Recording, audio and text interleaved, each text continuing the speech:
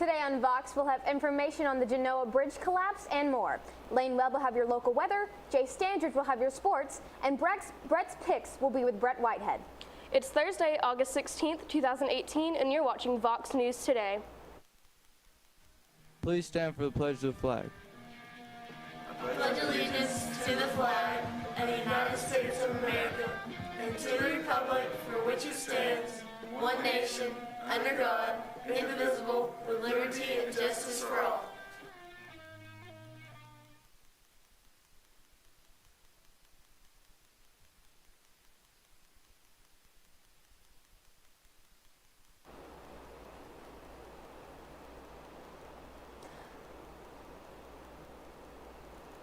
Good afternoon and welcome back. I'm Mary Beth Mangrum. And I'm Taylor Lawson. There is a serious shortage of O-negative blood, and the nonprofit Regional Blood Center Blood Assurance is looking to the Cleveland community for help. Donors with O-negative blood are urged to make donations as soon as possible. Blood donations contain red blood cells that can save up to 3 lives. Many people who have undergone surgery, are suffering from cancer, or have conditions such as sickle cell disease rely on these donations for survival. To be eligible to donate blood, you must be at least 18 years of age or 16 with parental consent. You must also weigh at least 110 pounds and be in good health. If you are interested in scheduling an appointment to donate, you can visit www.bloodassurance.org or call 800-962-0628 or text BA-GIVE to 444-999. The Environmental Working Group Children Health Initiative reports a weed-killing chemical possibly linked to cancer found in 43 samples of products containing grown oats, including some children's products. 75% of products were also tested positive for higher levels of glyphosate than what is considered safe for children's health.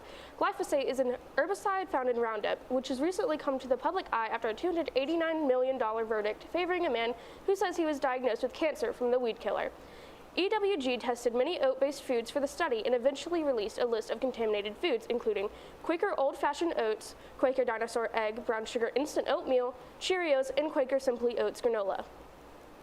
A newly married couple says that immigration officials tricked them into coming into an interview so they could arrest the wife. CNN's Bill Rapley has the story. Lillian Calderon and her husband Luis Gordillo sat down today for their first interview since these documents were submitted to federal court. They show that immigration enforcement agents were asking for citizenship officials to schedule interviews allowing agents to arrest undocumented immigrants. Pretty much you're being set up. That's the way I feel. Couples come to Citizenship and Immigration Services to verify their marriages when an American is married to a foreigner when they're trying to become a citizen. But it's where agents arrested Lillian in January. Now that I look back and I see our interview, it makes sense. My interview wasn't even 5 minutes long. They didn't even ask me, are you married to Luis Gordillo? Do you have kids? Are you a legitimate marriage? No. When we decided to do it, we follow the law, we follow the guidelines, the policies that were there. So I don't think we ever did anything wrong. You know, we just followed the steps that we were given. And this is what happened. I feel like we were set up. Not only us, but other families going through the same process. She spent 3 weeks in jail. She's still working to become legal, but has taken the choice to be a spokesperson. Because we don't know what's going to happen. We don't know if everything's going to be okay for myself, for DACA recipients, for the families that are being separated at the border. We don't know what the outcome's going to be. So we have to do our best to educate other people, to shed light on this. In international news, a car has crashed outside UK Parliament, harming several people. The vehicle swerved into pedestrians and cyclists on August 14th, and approximately 3 people suffered from injuries. 2 people were taken to the hospital but were discharged. The suspect is a 29-year-old man, and he has been arrested on suspicion of terrorism. No one else was in the vehicle, and no weapons were found. The suspect is yet to be identified and is being held at a South London police station. As Genoa citizens come to terms with the collapse of the bridge this week, the government accuses the highway operator of speaking too much on their financial interest rather than the loss of 39 people because of the tragedy. The Italian government lashed out at Atlantia, the holding company of the Benetton fashion family that owns the highway operator Autostrade per l'Italia. They are planning to revoke the concession to run at least half the nation's toll highways following the bridge collapse. Now let's send it over to Lane with your weather report. We'll have your 7-day forecast after this break.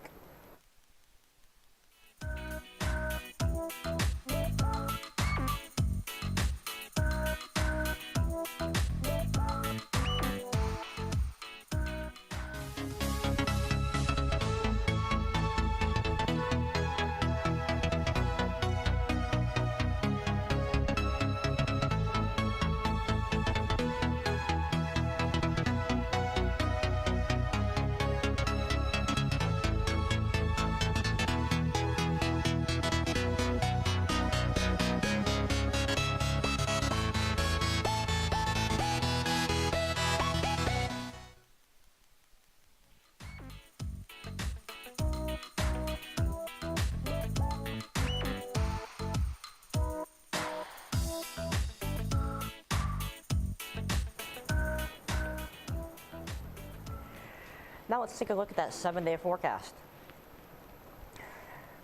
For Thursday and Friday, it will be partly cloudy with 20% chances of rain, and Friday will be really hard. They'll have 80% chances of rain, and highs of low 90s and high 80s, and lows of high 60s and low 70s. Saturday, Sunday, Monday, and Tuesday will all have 60% chances of rain, with highs in the low 80s and lows in the high 90s. And Wednesday will be partly cloudy with a 20% chance of rain, and high of the low 80s and the low of the low 60s. Now let's send it over to JS with your sports. When we come back, we'll have Brett's picks.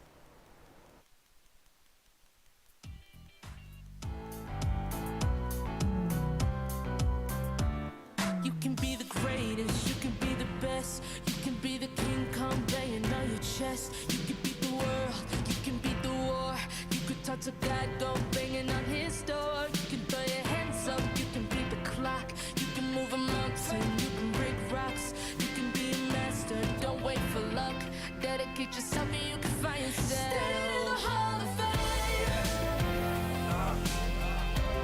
And the world's gonna know your name.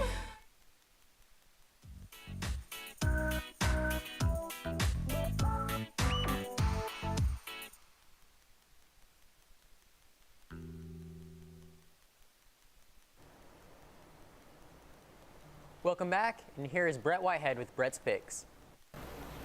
Hello and welcome to the inaugural episode of Brett's Picks this fine 2018 fall season of football.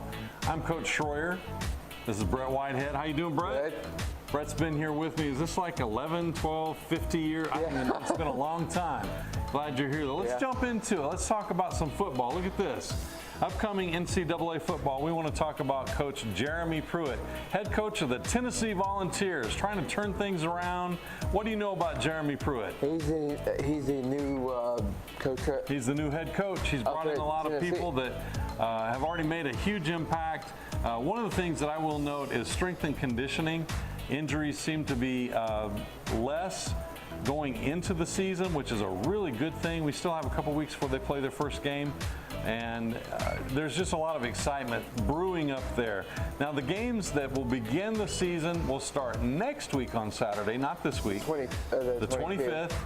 And you have Duquesne, UMass, Prairie View at Rice, Hawaii at Colorado State, Wyoming at New Mexico. Probably the only game out of that I really want to watch is the Wyoming at New Mexico. My parents are from Wyoming, and we used to cover a lot of Wyoming games over the years, but we really wanted to get into that true D1, football, and this is kind of the taste of it right here. Hawaii at Colorado State, that ought to be a great game.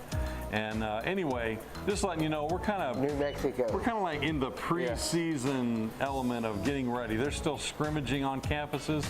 And let's talk about some high school football. Starting Tonight, big game. Oak Ridge, where are they at? Oak Ridge is traveling to Hardin Valley. Hardin Valley, 7:30. That game is at 7:30. And one that we definitely wanted to understand what's going on. Walker Valley is facing Chattanooga Central at Finley Stadium tonight. Yes. We had our Jamboree game. Had the Jamboree at Finley. Yeah, and Chattanooga Central has been doing some phenomenal things. Of course, Coach Bear, who left Bradley, went there. He's now down at Ridgeland, but Chattanooga Central's doing some great things. What about Walker Valley? They have still the same coach at Walker Valley. Same coach.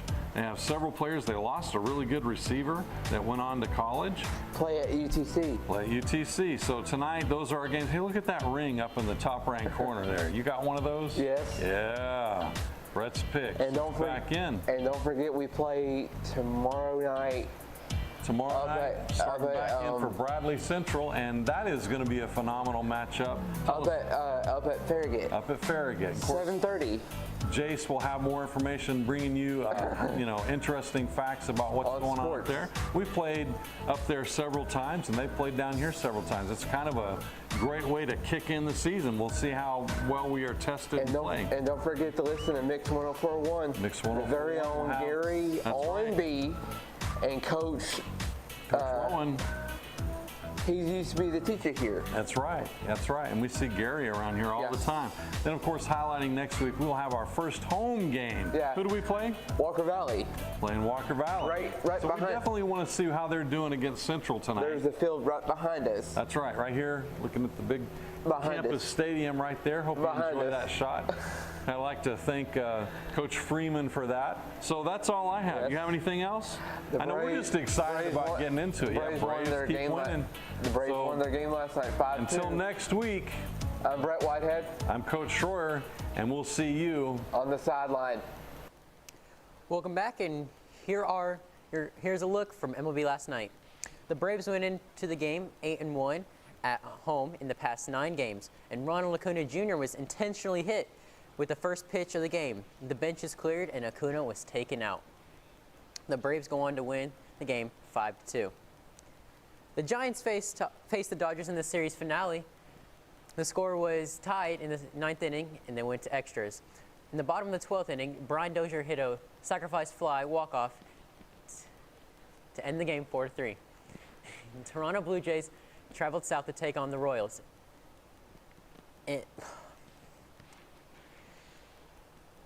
All of a sudden, Curtis Granderson hit a grand slam to put the Blue Jays on top 5-2. The Blue Jays went on to win the game 6-5. That's all from me. After this break, we'll have a look at your school announcements.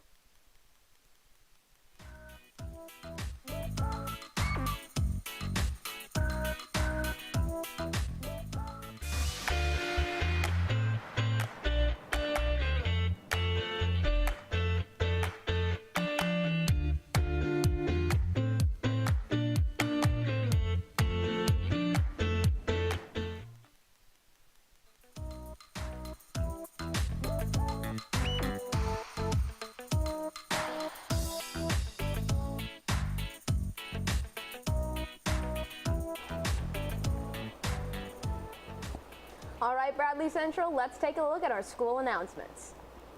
If you're involved with FCA, you should know that FCA leadership applications are available in the main office. Once you fill those out, you can turn them in at H11A. These applications need to be turned in by 3 p.m. this Friday. We are online at YouTube at BCHS VOX News. You can also check us out on Facebook, SchoolTube, and of course at voxnews.net. You just can't get enough Vox. That's all we have for you today, Bradley Central. And as always, God bless and go Bears.